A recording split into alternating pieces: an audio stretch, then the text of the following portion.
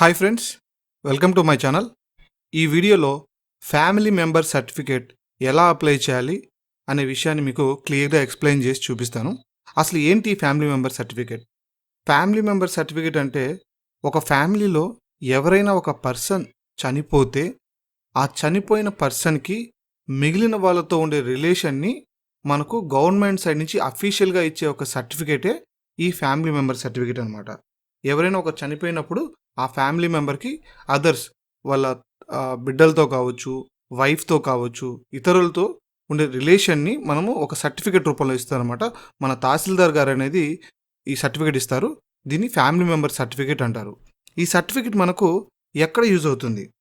ఈ సర్టిఫికేట్ అనేది ఒకవేళ గవర్నమెంట్ ఎంప్లాయీస్ అయితే ఈ పెన్షన్ క్లెయిమ్ చేసుకోవడానికి, ఏదైనా ఇన్సూరెన్సెస్ క్లెయిమ్ చేసుకోవడానికి, లేదా గ్రాడ్యుటీ లేదా ప్రావిడెంట్ ఫండ్ క్లెయిమ్ చేసుకోవడానికి, లేదా కొన్నిసార్లు ఏం జరుగుతుందంటే కొన్ని ప్రాపర్టీస్ ఉంటాయి. ఆ ప్రాపర్టీస్ని తండ్రి నుంచి కొడుకులకి సంక్రమించాలంటే ఫ్యామిలీ మెంబర్ సర్టిఫికేట్ అడుగుతారనమాట. పేరు మార్చాలన్నా, రిజిస్ట్రేషన్ ఆఫీస్లో మీ ఒక ఆస్తిని తండ్రి పేరు మీద నుంచి వాళ్ళ వైఫ్ పేరు మీదకి కానీ లేదా పిల్లల పేరు మీద మార్చాలంటే కంపల్సరీ ఈ ఫ్యామిలీ మెంబర్ సర్టిఫికేట్ అడుగుతారు. ఇటీవల కాలంలో ఇంకొక యూజ్ ఏంటంటే, ఫర్ ఎగ్జాంపుల్ ఒకరి బ్యాంక్ అకౌంట్లో సమ్ అమౌంట్ ఉంది, యాక్సిడెంటల్గానో లేకపోతే సహజ మరణమో ఆయన చనిపోయారు. ఆ మనీని ఒక మనిషి చనిపోయిన తర్వాత బ్యాంక్ అకౌంట్ మీద ట్రాన్సాక్షన్ చేయకూడదు. ఓకేనా? ఆ మనీని ఎలా విత్డ్రా చేయాలి? ఆ మనీని విత్డ్రా చేయాలి అంటే మనం ఏంటంటే కంపల్సరీ ఈ ఫ్యామిలీ మెంబర్ సర్టిఫికేట్ అనేది ఒక ప్రూఫ్ కింద మనం ప్రొడ్యూస్ చేయాల్సి వస్తుంది. ఓకేనా? ఆ క్లెయిమ్ చేసే పర్సను ఈ ఫ్యామిలీ మెంబర్ సర్టిఫికేట్ చూపించి ఆ చనిపోయిన వ్యక్తికి నేను సో అండ్ సో వరస అవుతాను, ఇది నా సర్టిఫికేట్ అనేది చూపించి ఆ అమౌంట్ క్లెయిమ్ చేయాల్సి వస్తుంది. సో ఇవన్నీ ఫ్యామిలీ మెంబర్ సర్టిఫికేట్ వల్ల మనకు వచ్చే ఉపయోగాలు. సో వీటిని మనం ఎలా అప్లై చేయాలి? ఓకేనా? ఎలా అప్లై చేయాలి, దీని అప్లికేషన్ ఏ విధంగా ఉంటుంది, ఏమేమి డాక్యుమెంట్స్ కావాలనేది మనము ఈ వీడియోలో నేను క్లియర్గా మీకు ఎక్స్ప్లెయిన్ చేసి చూపిస్తాను. ఓకే, ఇక్కడ ఈ అప్లికేషన్ చూస్తే first of all required documents listing ఇంకా చూసినట్లయితే అప్లికేషన్ ఫామ్ కావాలి. ఈ అప్లికేషన్ ఫామ్ కావాలి. అలాగే లాయర్ నోటరీ అనేది మస్ట్ అండ్ షుడ్ అనమాట. ఒక లాయర్ నోటరీ కంపల్సరీ తయారు చేయించాలి. అలాగే ఇంట్లో వాళ్ళందరి ఆధార్ కార్డ్స్, ఇంట్లో వాళ్ళందరూ ఇన్ ద సెన్స్ ఆయనకి ఎవరైతే రక్త సంబంధీకులు ఉంటారో, భార్య బిడ్డలు, అది కొడుకులు కావచ్చు, కూతుళ్ళు కావచ్చు, కంపల్సరీ అందరి ఆధార్ కార్డులు కావాలి. రైస్ కార్డ్ ఎవరిది కావాలి? ఎవరైతే ఫర్ ఎగ్జాంపుల్ వైఫ్ అప్లై చేస్తుంది అనుకోండి, ఆ వైఫ్ ఏ రైస్ కార్డులో అయితే ఉందో ఆ రైస్ కార్డ్ జిరాక్స్ కావాలి. అలాగే చనిపోయిన వ్యక్తి యొక్క ఆధార్ కార్డ్ కావాలి. అదేవిధంగా డెత్ సర్టిఫికేట్ కూడా కావాలి. ఒకవేళ ఆయన చనిపోయిన వ్యక్తి కనుక for example Aadhaar cards issue కంటే ముందు చనిపోయారు అనుకోండి, అలాంటి టైంలో ఆధార్ కార్డ్స్ ఇవ్వలేం కాబట్టి నో ప్రాబ్లం, అవసరం లేదు. 2011 తర్వాత అంటే ఆధార్ కార్డ్స్ వన్స్ క్రియేట్ అయిన తర్వాత అయితే కంపల్సరీ ఆధార్ కార్డు ప్రూఫ్ అనేది సబ్మిట్ చేయాలి. ఆధార్ కార్డు, అప్లికేషన్ ఎవరైతే అప్లై చేస్తున్నారో వాళ్ళ ఆధార్ కార్డ్, ఫ్యామిలీ మెంబర్స్ అందరి ఆధార్ కార్డ్స్, లాయర్ నోటరీ, చనిపోయిన వ్యక్తి ఆధార్ కార్డ్, అదేవిధంగా డెత్ సర్టిఫికేట్, ఇవి మనకు కావాల్సిన డాక్యుమెంట్స్. ఓకేనా? ఈ అప్లికేషన్ అనేది ఈ విధంగా ఉంటుంది. ఓకే, ఇక్కడ మనకు ఒక యూజ్ ఏంటంటే జనరల్గా ఈ అప్లికేషన్ అనేది మీరు ఫిల్ చేయాల్సిన అవసరం లేదు. జనరల్గా లాయర్ నోటరీకి వెళ్ళినప్పుడు మీ వివరాలన్నీ, ఆధార్ కార్డ్ జిరాక్సెస్ అవన్నీ ప్రొడ్యూస్ చేస్తే ఆ లాయర్ నోటరీ తయారు చేసే వాళ్ళే ఈ అప్లికేషన్ని 99% వాళ్ళే ఫిల్ చేసిస్తారు. కాకపోతే మనము వాళ్ళ దగ్గర నీట్గా డీటెయిల్స్ అన్ని క్లియర్గా చెప్పి చేయించుకోవాలి. ఓకేనా? ఇక్కడ కొన్ని జాగ్రత్తలు అనేవి తీసుకోవాలి. ఒకవేళ ఏ డేటాల దగ్గర మనం చాలా ఇంపార్టెంట్ డేటా దగ్గర మనం జాగ్రత్తగా ఉండాలని నేను మీకు ఈ అప్లికేషన్ ద్వారా ఎక్స్ప్లెయిన్ చేసి చూపిస్తాను.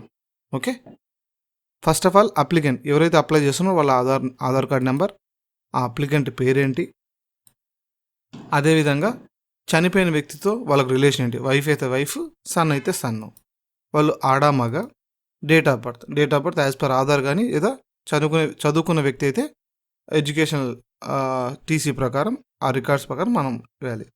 నెక్స్ట్ పర్మనెంట్ అడ్రస్, మీ పర్మనెంట్ అడ్రస్ ఏంటి, ప్రజెంట్ అడ్రస్ ఏంటి, with door number and district, ఇవన్నీ తెలిసిన కాలమ్సే, ఇవన్నీ క్లియర్గా మెన్షన్ చేయాలి. ఇక్కడ ఒక ఇంపార్టెంట్ థింగ్ ఏంటంటే చాలామంది డోర్ నెంబర్స్ ఆధార్ కార్డులో ఓల్డ్ డోర్ నెంబర్ ఉంటుంది. సో దయచేసి ఇది లాయర్ నోటరీ తయారు చేస్తున్నాం కాబట్టి 1-2 సార్లు డోర్ నెంబర్ ఎంక్వైరీ చేసుకొని కరెక్ట్ డోర్ నెంబర్ వేయండి. చాలామంది 2005, 2006 టైమ్స్లో డోర్ నెంబర్స్ ఉంటాయి. అదే డోర్ నెంబర్ 2011-12 టైంలో ఆధార్ కార్డ్స్ తయారు చేసిన టైంలో ఒక డోర్ నెంబర్ ఉంటుంది. అదే డోర్ నెంబర్ వేసుకొని వస్తారు. కానీ ఇప్పుడు 90% 2018 తర్వాత డోర్ నెంబర్స్ మారాయి.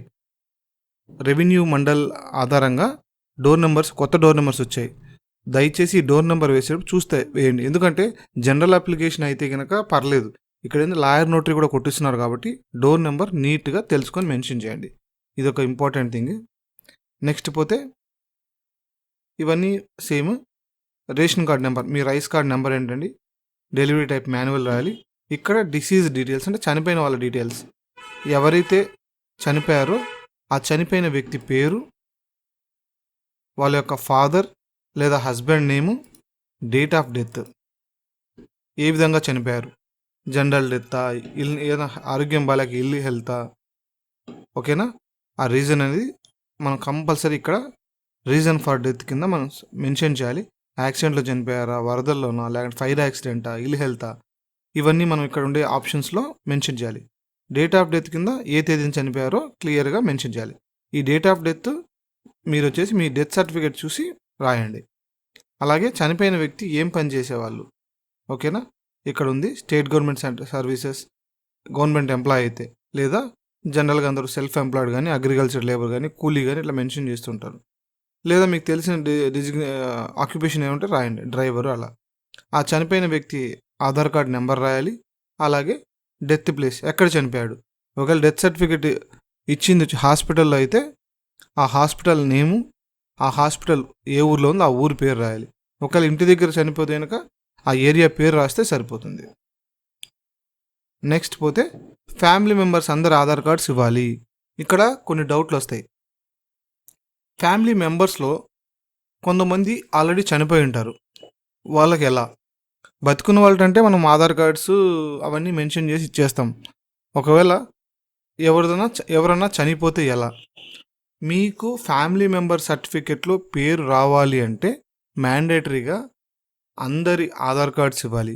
ఒకవేళ ఫ్యామిలీ మెంబర్స్లో ఎవరైనా చనిపోయిన వాళ్ళు ఉంటే గనక,